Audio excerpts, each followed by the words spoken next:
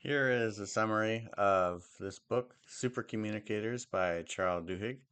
And I've read this once and then also listened to the audiobook a couple times. And this has really helped me to be better at having conversations with just about anyone, whether it's friends I already know, whether it's with family, or even just strangers at the grocery store.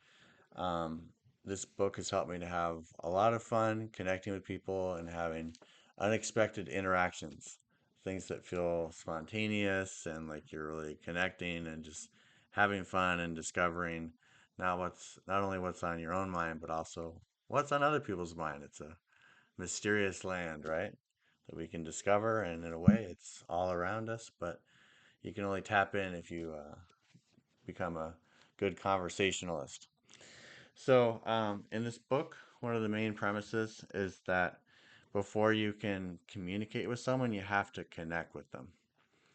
And it's true, like, sometimes our thoughts are so clear to us because we're living in the context of our own minds. So we kind of know, like, well, how did I get to this conclusion? How did I get to this interest? And then, we say something to someone, but they don't have all that context of where that statement's coming from, right? They might be in their own context.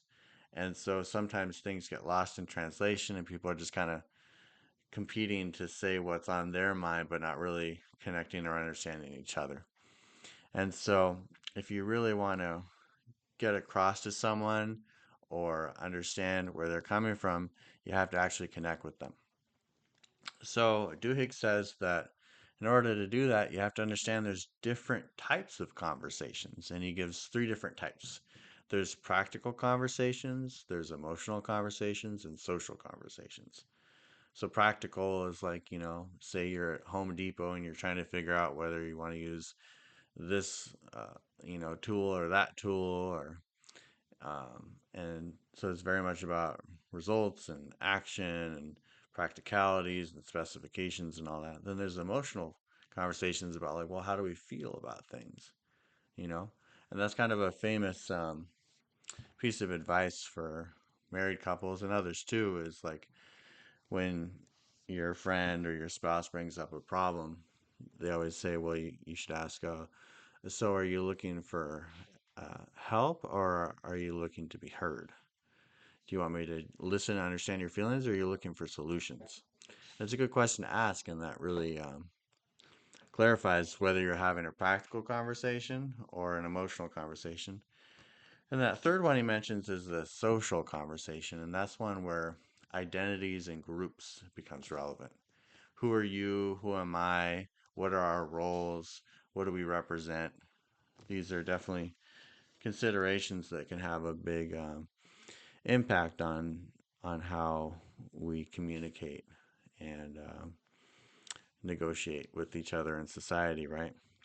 So that's the first thing, is you have to make sure you're connecting with someone by getting on the same wavelength. So you're having the same type of conversation. It's not that one person's trying to have a practical conversation while the other one's trying to have an emotional, right? So you want to connect with the wavelength of the other person before you try to lead the conversation in a different direction.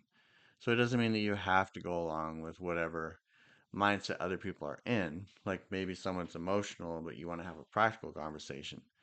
So you can do that. It's just start with recognizing their feelings, connecting with them on that level, and then you can gradually lead the conversation towards in a more practical direction. And so he gives some good tips on how to have these different types of conversations. Um, when he's giving you advice about practical conversations, one of the first things to figure out is, well, what are we talking about? And I think this is one of the best skills for just having fun conversations with people, is knowing how to find a good topic instead of just saying whatever happens to be on your mind at the moment. I find that if you take a second and kind of think about, like, well, what might this person enjoy talking about? What might I enjoy talking with this particular person about? That you bring that up, and then you can actually connect more and have more fun that way because you're both if you're both excited about the topic, the conversation's infinitely better than if it's just like uh, that connection's not there, that shared interest is not there, right? So that's something I try to do is whoever I'm talking to, I think of our past conversations, their life, what I know about them. I try to ask a lot of questions to get to know people so that I have that idea of what they might be interested to talk about. And then I'll bring up those topics with those people. So then we can talk about those things. And so it can be easy even with strangers. I saw someone at the grocery store wearing a Pink Floyd t-shirt and I said, "Oh, what's your favorite album?" You know, "Oh, this one's mine." I'll let you guys guess what my favorite Pink Floyd album is. Go ahead and put it in the comments if you've actually listened this far. Um, so finding a good topic, that's really good. Start. And then the next step is you want to go from talking about facts to feelings if you want to have like a fun conversation. So instead of just asking like, "Oh, where do you live? Where did you go to school? How old are you? Do you have brothers and sisters? Are you married? What do you do for a living?" These are all just like one word answer kind of questions. And at a certain point, if you ask too many questions like that, it can feel like uh, you're interrogating the other person. They're like, "Why do you want all this information about me?"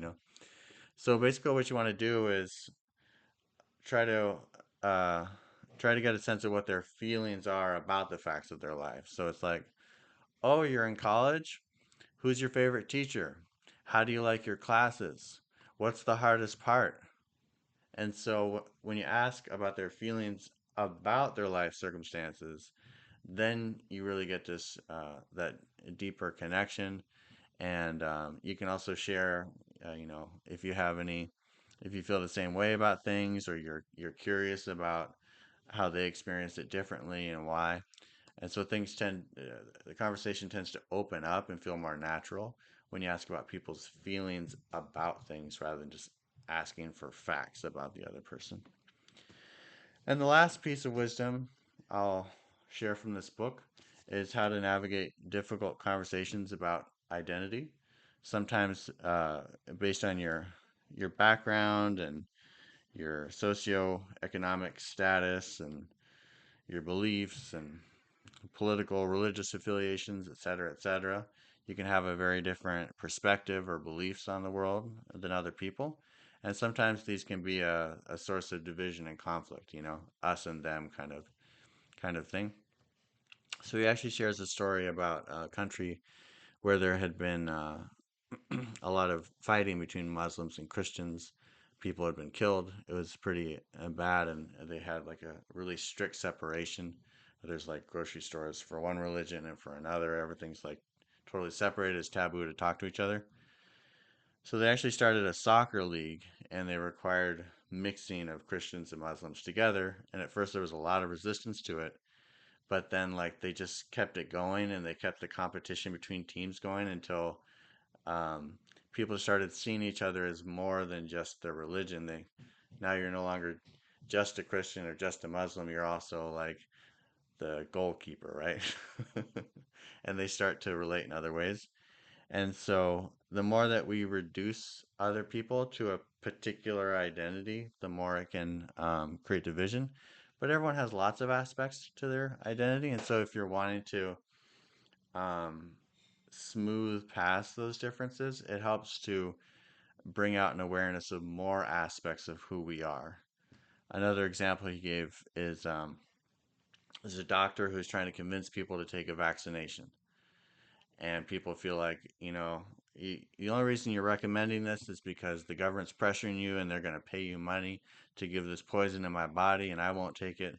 And the doctor's feeling like, "I'm an expert and I went to all these schools and can't you see I'm wearing a white coat? You should listen to me. I know better than you."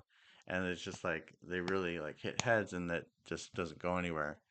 So then what the doctor would do is say, "Well, this recommendation for this vaccination, and what are your feelings about it?" And they just ask an open-ended question to see where the person is. And then the doctor would actually like not only speak as a doctor, but speak as a parent or speak as someone who shares the same faith or doesn't, or belongs to the same school where they have certain requirements and how they negotiated that. So now the doctor's not just a doctor, but they're also a person. And they didn't force the other person to do anything.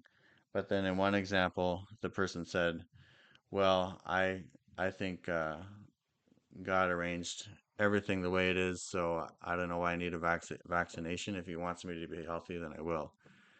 And then the doctor listened and said, "Yeah, I understand where you're coming from, and I really appreciate your faith. And I'm gonna get going now. But before I go, I just want to say I'm really grateful that God gave us the ability to do scientific research and find these solutions for different diseases."